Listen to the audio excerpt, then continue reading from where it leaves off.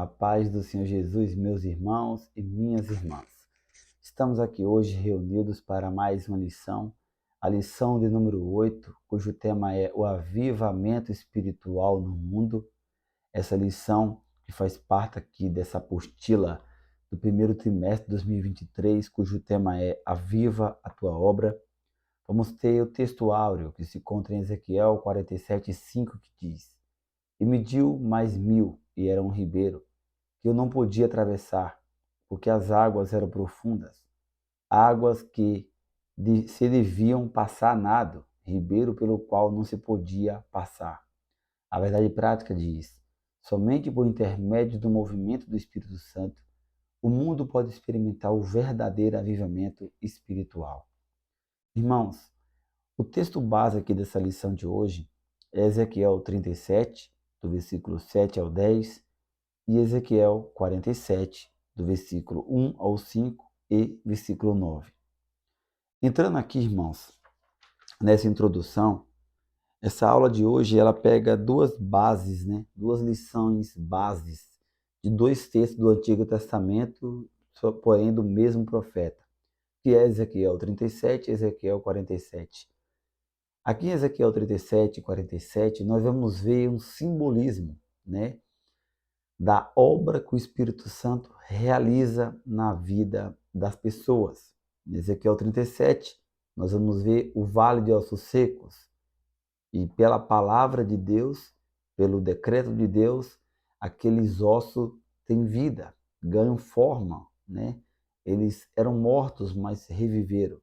Em Ezequiel 47, nós vemos a visão do templo, e da água que emana do altar do templo. Aquela água é uma água purificadora, é uma água que dá vida, uma água que cura. Onde ela passa, ela traz saúde, ela traz vida.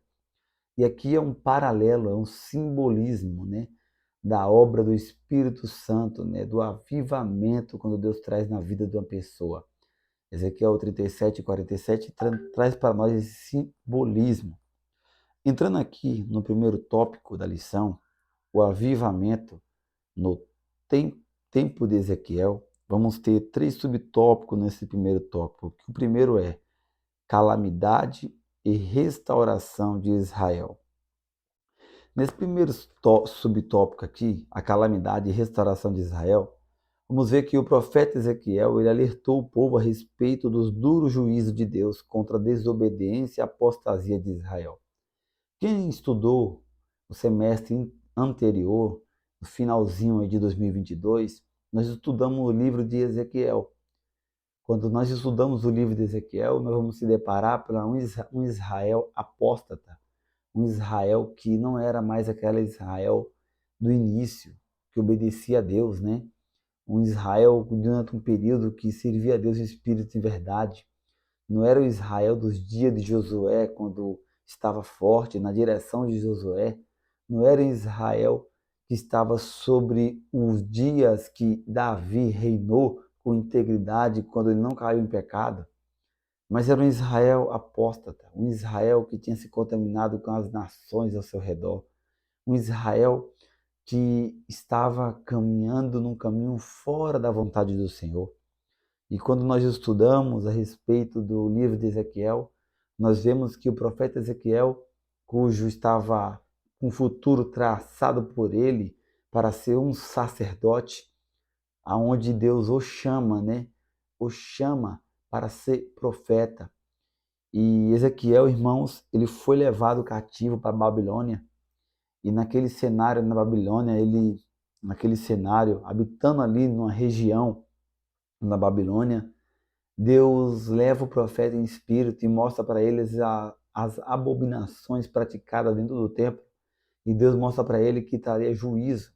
A própria vida de Ezequiel, irmãos, foi uma vida de sinal para aquela nação. Deus ele mandava o profeta dormir de um lado do corpo, somente de um lado, do outro lado. Mandava o profeta esquentar comida em locais estranhos.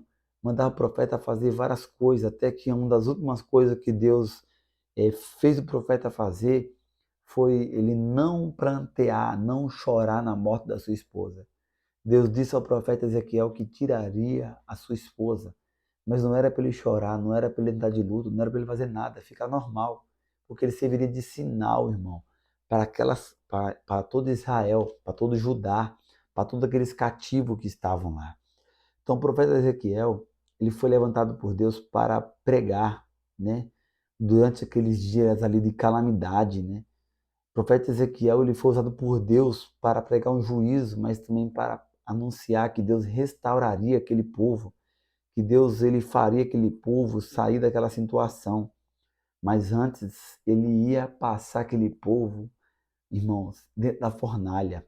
Iria passar aquele povo dentro de uma prova para ensinar aquele povo nunca mais a cair nos pecados anteriores.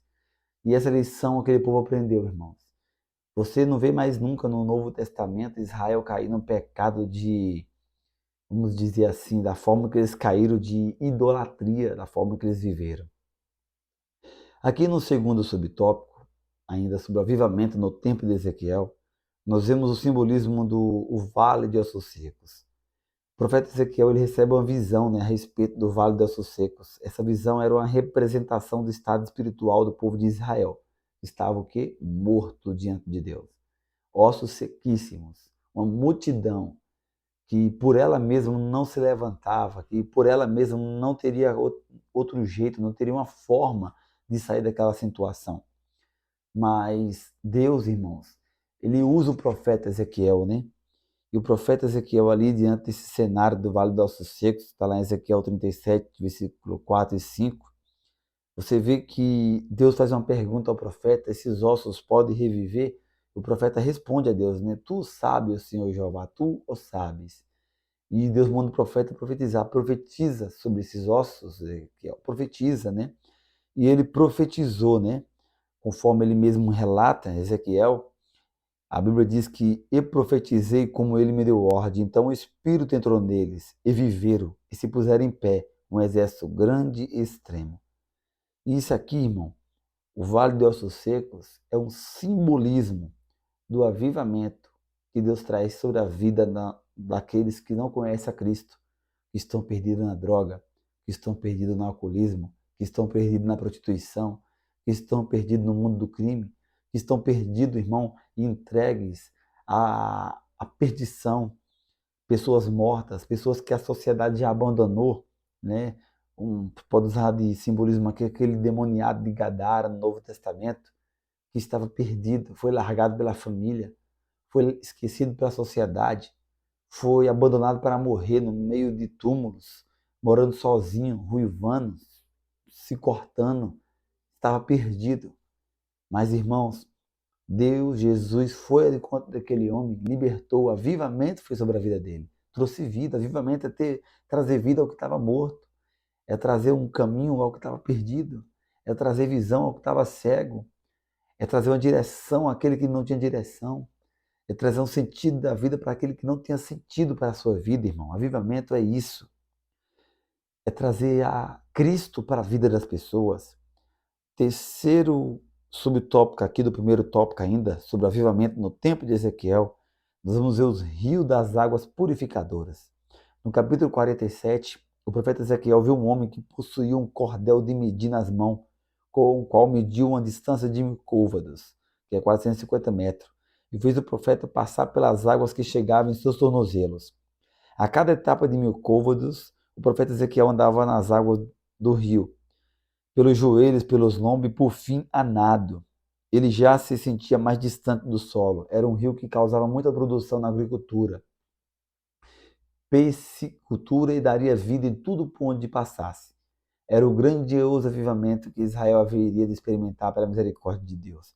Aqui nesse terceiro e último subtópico do primeiro tópico, o rio das águas purificadoras, Ezequiel 47, também traz um simbolismo, irmão, da profundidade que é o avivamento, a profundidade que é o tamanho do poder de Deus para resgatar um ser humano.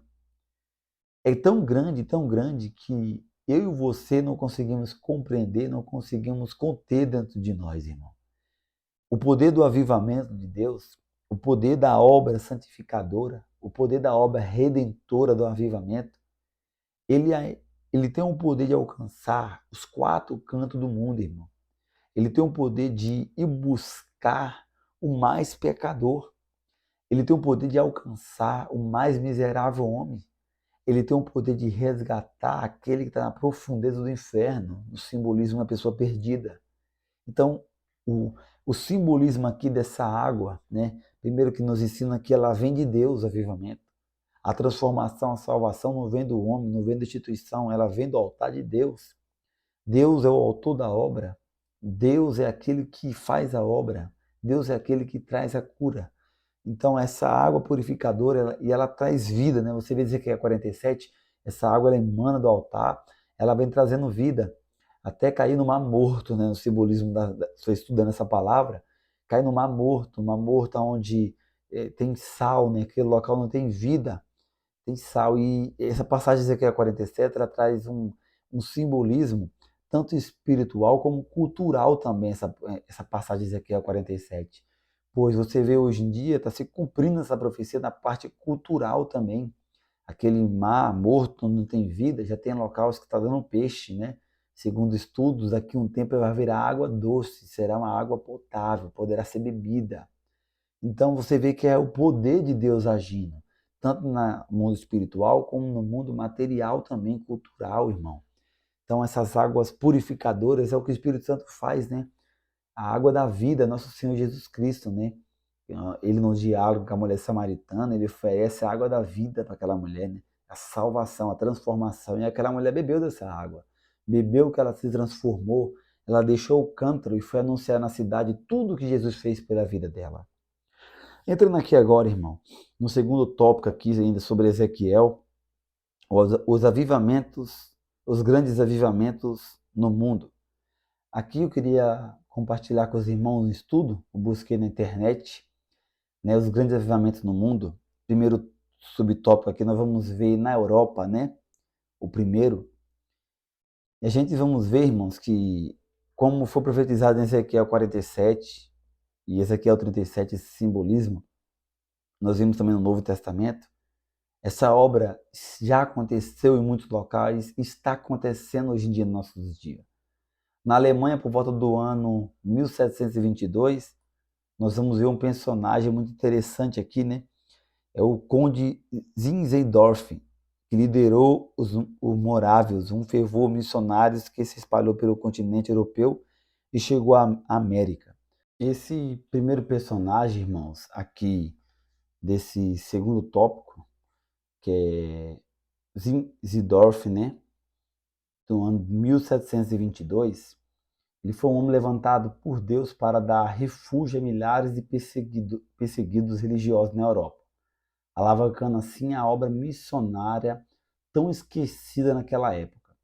Ele amava profundamente a obra missionária e, como poucos líderes na história, entendeu a importância de missões como a tarefa prioritária da igreja.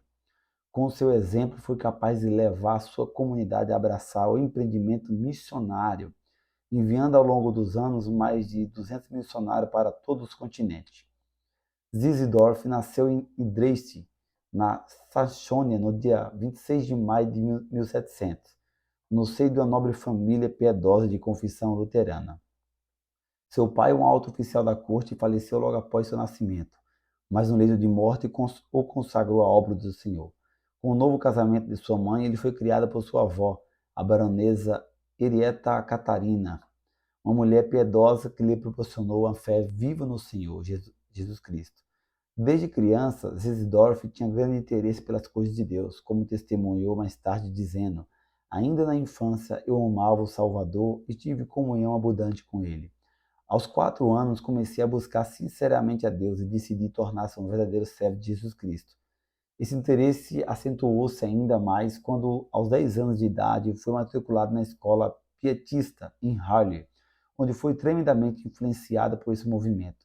Naquela escola tornou-se líder entre os colegas, criando a ordem O Grão de Mostarda, que visava a evangelização do mundo. O emblema da ordem tinha um pequeno escudo com a inscrição Suas chagas nos curam. E cada um deles usava um anel com a seguinte palavra: nenhum homem é uma ilha. Como lema da sua vida, Zinzendorf adotou a seguinte frase: tem uma única paixão, Jesus, ele, somente ele. Tendo essa paixão tão acentuada por Cristo, pregava uma profunda devoção pessoal a ele, baseada em suas próprias experiências, né? Esse homem aqui, né, teve um grande papel na sua época, influenciou muitas pessoas, né? Ele teve um papel importantíssimo na propagação das missões cristãs na sua época e deixou exemplos que serão sempre modelados para a igreja, sendo pioneiro no exercício de missões protestantes estrangeiras, que enviaram num curto espaço de tempo mais missionários do que todos os protestantes juntos durante 200 anos de protestantismo. Os moravianismos enviaram missionários para as Ilhas Virgens, Groenlândia, Suriname, África do Sul, Jamaica, Canadá, Austrália, Tibete, entre outros longínquos lugares. O ilustre Zosdorf foi o líder da Igreja Moraviana até sua morte, em 9 de maio de 1760, quando foi recebido nos Tabernáculos Eternos aos 60 anos de idade, tendo sido um homem que buscou ardentemente a comunhão com o Senhor e a unidade do povo de Deus na terra. Levou seus seguidores a ter uma motivação, e a única motivação deles era o amor sacrificial de Cristo pelo mundo. Foi essa mensagem que levaram até os confins da terra. Então, irmãos, esse homem aqui ele teve uma grande influência, né, sobre a questão missionária. Através da vida dele, o evangelho se propagou grandemente, né? Deus usou a vida dele, né, para fazer uma grande obra. Teve um grande partir do avivamento ali para a vida desse homem. Na parte B aqui ainda, nós vamos ter na Inglaterra um outro grande avivamento que aconteceu ali na região da Inglaterra, por volta do ano 1740, com John Wesley, Charles Wesley e George Whitefield. Esses homens aqui também, irmãos, foram homens usados por Deus tremendamente, né? John Wesley, que nasceu em 1703, faleceu em 1791, foi um reverendo anglicano e teólogo britânico. Foi o líder e precursor do movimento metodista ocorrido na Inglaterra. John Wesley nasceu em Epworth, na Inglaterra, no dia 17 de junho de 1703. Filho de um sacerdote anglicano, foi o 15º filho de uma família de 19 irmãos. Estudou durante 6 anos na escola de Charterhouse, em Londres. Em 1720 foi para Churchard College, em Oxford. Em 1726 foi eleito membro do Lincoln College. John Wesley foi ordenado diácono para o ministério anglicano em 1728 e passou a acompanhar seu pai na direção da igreja anglicana. John Wesley, irmão, que foi um grande influenciador, né? Ele influenciou muitas pessoas, e nós vemos que John Wesley teve uma ruptura ali com a igreja anglicana, né? E apesar de Wesley ter a intenção de permanecer como membro da igreja anglicana, em 1740 o bispo de Londres negou-se a ordenar fiéis para atuar nos Estados Unidos. Wesley chamou para si essa missão. Quando seus seguidores foram excluídos da comunhão, ele passou a administrar a comunhão durante as suas reuniões. Como os púlpitos da igreja anglicana estavam fechados para os irmãos Wesley e para Whitefield, este decidiu fazer as pregações ao ar livre, o que fez um enorme sucesso, e logo os irmãos Wesley seguiram o mesmo exemplo. John e Charles organizaram pequena sociedade de classe dentro da igreja na Inglaterra. E você, quando vai buscar a biografia desses homens, irmão, você vê que Deus usou eles de forma extraordinária, né, para iniciar um grande avivamento, uma grande propagação do Evangelho de Deus. O outro também, grande avivamento que teve como homens pioneiros também, você vai ver, irmãos, aqui nos Estados Unidos, que no livrinho diz, ó, na apostila, dos Estados Unidos, mas antes dos Estados Unidos nós vamos também ver no país de Gales, que começou com Evan Roberts, um adolescente de 13 anos de idade, irmão, que buscou a Deus, né, de forma extraordinária, que se dedicou a buscar a presença do Senhor e aonde foi ali usado por Deus, né, o avivamento no país de Gales. E que o O avivamento nesse país, irmão, foi um dos maiores avivamentos da história e mais impressionantes. Em poucos meses do avivamento, mais de 100 mil pessoas aceitaram o Senhor Jesus Cristo como seu Senhor e Salvador. Tudo isso em poucos meses. Por isso, uma pergunta eu te faço. Você acredita que um jovem garoto sedento por Deus pode ser capaz de mudar uma nação através da pregação da palavra de Deus? Irmãos, foi exatamente isso que aconteceu nesse país de Gales. O avivamento no país de Gales aconteceu em outubro de 1904, na pequena cidade chamada Logo, através do jovem Evan Robert. Esse mover chegou ao seu ponto máximo quando Evan Robert tinha 26 anos, porém começou em sua adolescência, né? Então você pode fazer uma biografia sobre a vida desse jovem, que com cerca de seus 13 anos de idade, né? Onde foi usado tremendamente por Deus, irmão, né? Um jovem, um adolescente, aonde Deus escolheu ele, né? Para, através da vida dele, acender uma chama e incendiar locais onde ele estava, para a propagação do Evangelho de Deus.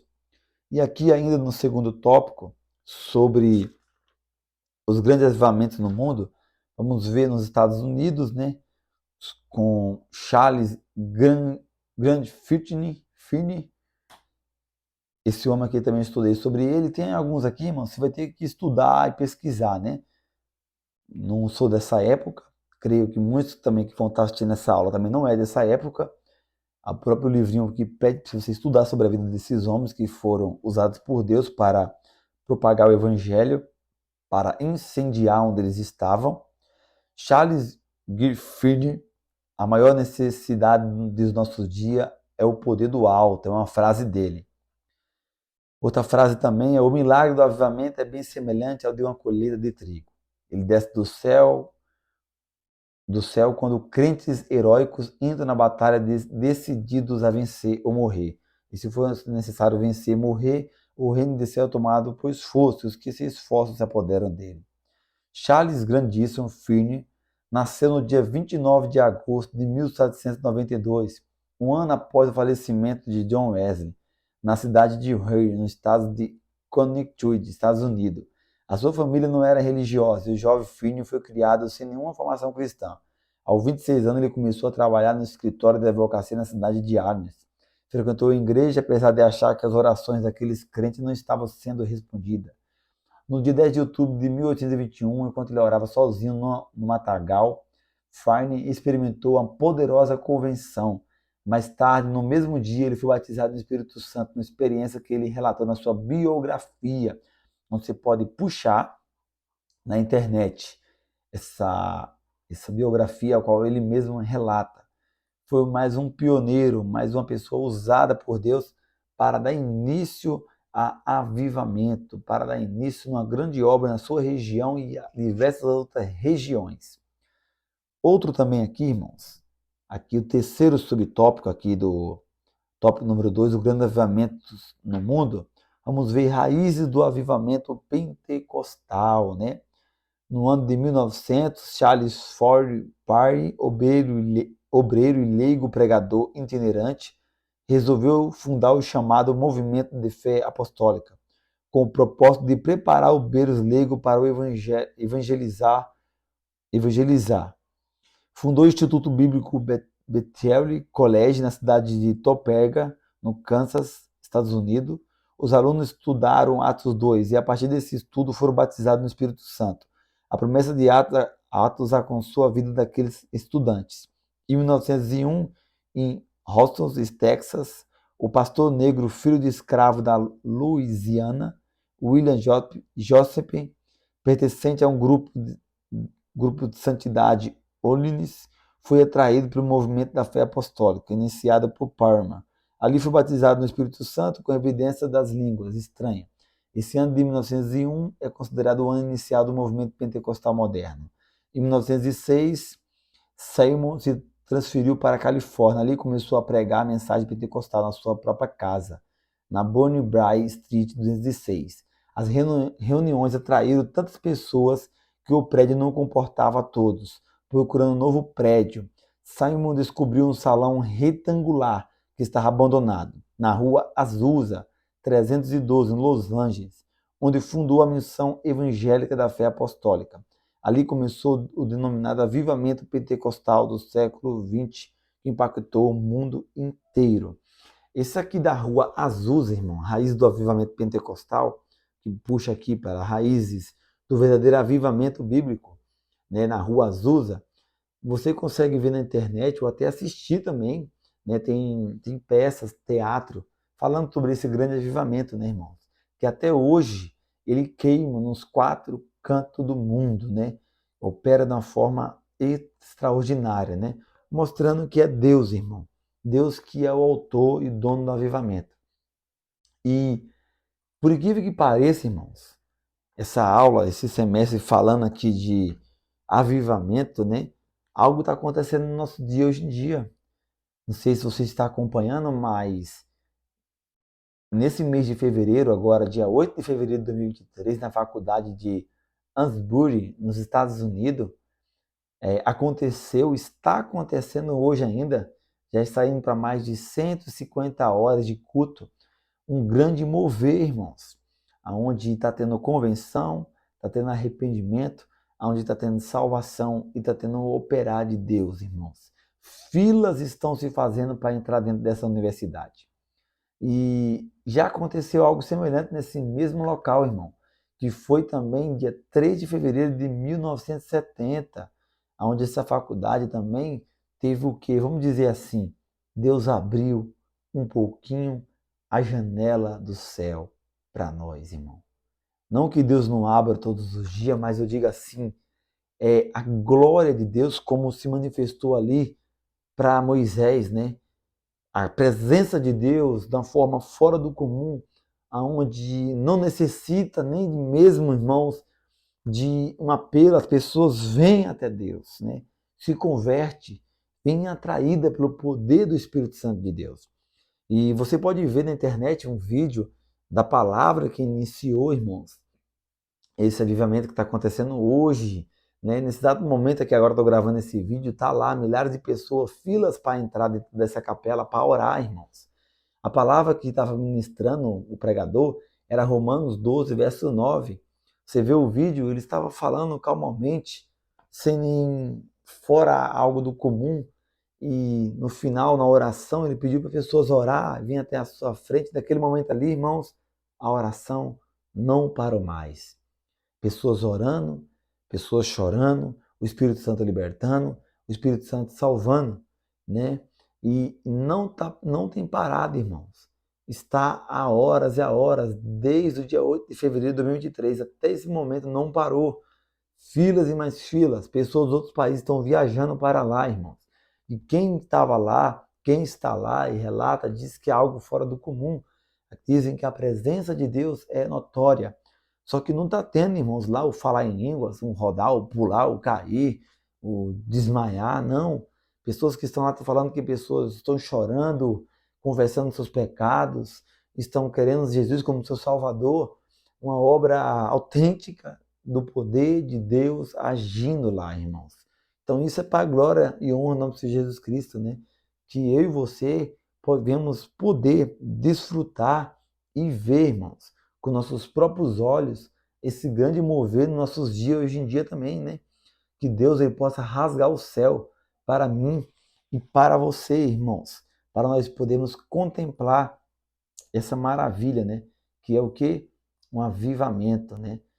Esse avivamento, eu digo assim, coletivo, nesse avivamento, irmãos, é abrangente, como Deus lançasse uma rede e buscasse ela cheia de peixe de uma vez só, irmãos.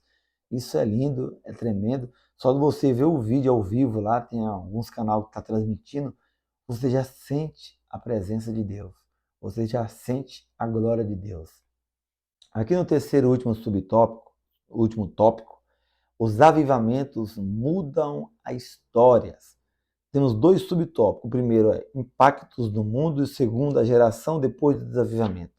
O desavivamento, irmãos, ele muda a história? Sim, muda. Primeiro subtópico aqui é impactos no mundo. Irmãos, sem dúvida, todo avivamento, né, que acontece, ele traz uma mudança, irmão, cultural, ética, econômica, em toda a esfera global, do local que acontece. Se acontece num bairro, pode ter certeza, irmão, boca de fumo ali fecha, traficante se converte, assaltante não rouba, prostituição não tem. Pessoas, irmão, que faziam práticas erradas são transformadas pelo poder de Deus. O que é um avivamento? Você já presenciou, se você se converteu dos seus maus caminhos e hoje serve a Cristo, e largou a antiga prática de viver, você teve um avivamento sobre a tua vida. Então, avivamento é isso, só que esse aqui é o qual nós estamos estudando na palavra de Deus, desse primeiro trimestre, ele abrange tanto avivamento individual, mas também esse foco aqui desse trimestre é um avivamento, irmão, grande, que pega uma cidade, que pega um estado, que pega uma nação inteira, irmão, que pega um país todinho e vira ele de ponta cabeça. É um avivamento como, vamos dizer, aquele que aconteceu na Coreia, né? Aquela Coreia antes, se não me engano, é a Coreia do Sul, que é uma Coreia tranquila, que tem a maior igreja do mundo. Eu errei, perdão, irmão, mas se não me engano é a Coreia do Sul, que é uma igreja tremenda, grande, que aquele país ali era uma miséria fora do comum, e hoje é uma grande potência. E lá onde se tem a maior quantidade de cristãos no mundo, está crescendo cada vez mais, é lá. Lá é onde tem a maior igreja do mundo, né? Então aquele país foi transformado por um avivamento que Deus enviou naquele país, irmão. Através de uma igreja que estava orando, que estava jejuando, que estava buscando. Então o avivamento ele traz impactos no mundo, sim. Ele destrói poderes do maligno, ele traz transformação para um país, transformação para uma cidade, para uma rua, liberta e purifica. Aqui no último subtópico, do último tópico, terceiro tópico, os avivamentos mudam a história. A geração depois dos avivamentos, irmão, sem dúvida, nenhuma geração é a mesma. Quando um país sofre e tem um avivamento, irmão, as gerações futuras são influenciadas por muitos anos. Você pode ver isso na Europa, pode ver isso nos Estados Unidos, né, que foi um país que foi muito impactado pelo avivamento, tanto ali ou de missionários que foram avivados em outro país, né, e vieram para os Estados Unidos, né, ou missionários que foram avivados em outros países vieram para o Brasil, no caso na fundação da Assembleia de Deus Belém, aqui no Brasil, né, que os dois missionários, né, que vieram para o Brasil foram avivados em outro país, né, tiveram experiências e vieram com essa chama e através dessa chama na vida deles, essa faísca pegou e incendiou outros locais, irmãos. Então ela influencia gerações, irmão. Ela influencia pessoas, ela influencia nações, estados, ela influencia com poder fora do comum. Então, o avivamento é isso, irmão, na vida do cristão, na vida do país. E a conclusão aqui, na lição, diz que Deus deseja operar nas igrejas no mundo, promover um poderoso avivamento espiritual, que sacuda as estruturas eclesiásticas e denominações. Entretanto, é preciso buscar o batismo do Espírito Santo com perseverante fervor, que haja sinais, milagres, prodígios e maravilhas em nome de Jesus. Que o Santo Espírito sopre o avivamento espiritual e que o uso abundante dos dons espirituais seja real e abundante em nossos cultos. Amém? Irmãos, minha oração é que Deus possa nos avivar, né? Que Deus possa avivar você que está me assistindo, que Deus possa me avivar, que o Espírito Santo habite em mim diariamente, né, com mais força, com mais poder, sobre nossa vida, sobre nossa casa, sobre o nosso lar, nossa família, que nós vamos ser despertados, irmão, para orar mais, para jejuar, para pregar, para evangelizar, para fazer a obra do Senhor Jesus Cristo. Que a nossa fome, que a nossa sede seja de Deus, irmão. Não seja do mundo, não seja do que é carnal, que o Espírito Santo de Deus possa pairar sobre a nossa vida e se movimentar sobre nós. Amém? Que Deus abençoe a você, que Deus nos abençoe e até a próxima aula, no nome do Senhor Jesus Cristo. Amém?